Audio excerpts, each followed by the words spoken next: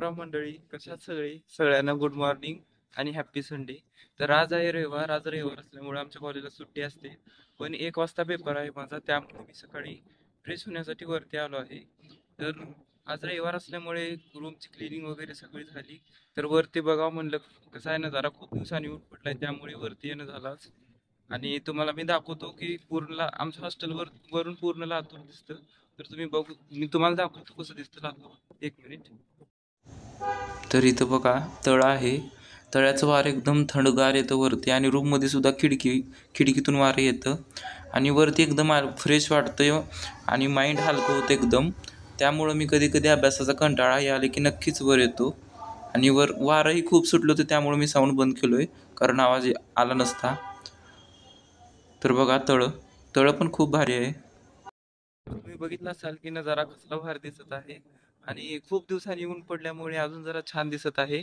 इतक्या दिवस पाऊस असल्यामुळे ऊन पडला नव्हता, आणि खूप बोर झालं होतं पाऊस येऊन येऊन येऊन. आज ऊन पडले खूप दिवसांनी. तर इकडे बघा मुलांनी कपडे पण वाळू घातलेत. हॉस्टेलवाल्याचा मोठा प्रॉब्लेम म्हणजे पाऊस पडले की कपडे वाळू घालायला जागा नसते.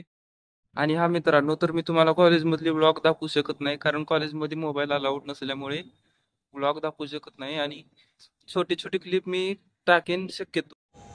तर इथं बघा, मी सकाळी उठल्या रूम क्लीन केली, कारण मला क्लीननेस खूप आवडतो, आणि त्यामुळं मी स्वतः रूम झाडतो. म्हणजे आठवड्यातून एकदा किंवा दोनदा रूम झाडतो, आणि मावशी येते पुसायला. तर मित्रांनो, इथं बघा रूम किती क्लीन केलोय मी. एकदम स्वच्छ वाटत होतं आणि फ्रेश वाटतं अभ्यासाला. ते रूम स्वच्छ असलं की अभ्यासही फ्रेश होतो. तर इथं बघा, अंघोळ ते झाल्यानंतर मी 2 तास अभ्यास केलो, कारण आज पेपर होता, आणि 2 दिवस गावाकडे गेल्यामुळं अभ्यास बुडाला होता, त्यामुळं पूर्ण रिव्हिजन मारलो मी नीटचं. तर अभ्यास झाल्यानंतर 11 वाजता मी जेवायला गेलो. तर बघा, ही माझी मेस आहे, हॉटेल MH24 भोजनालय.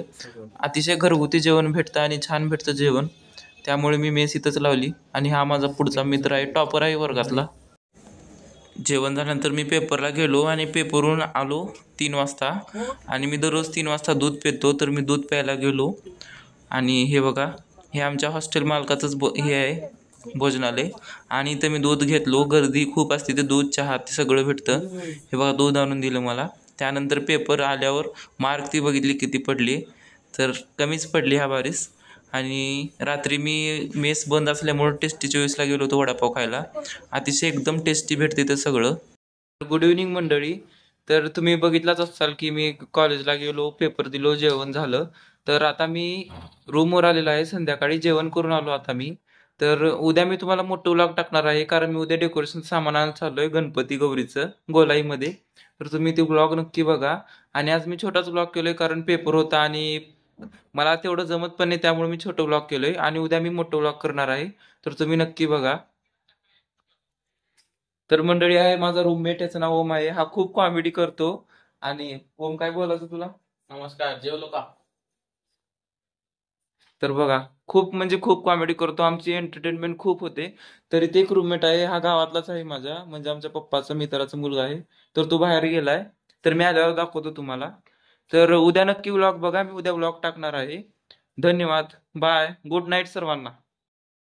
तर एक बोलायचं राहिलं, तुम्हाला जर माझा व्लॉग आवडला तर लाईक करा, शेअर करा, सबस्क्राईब करा.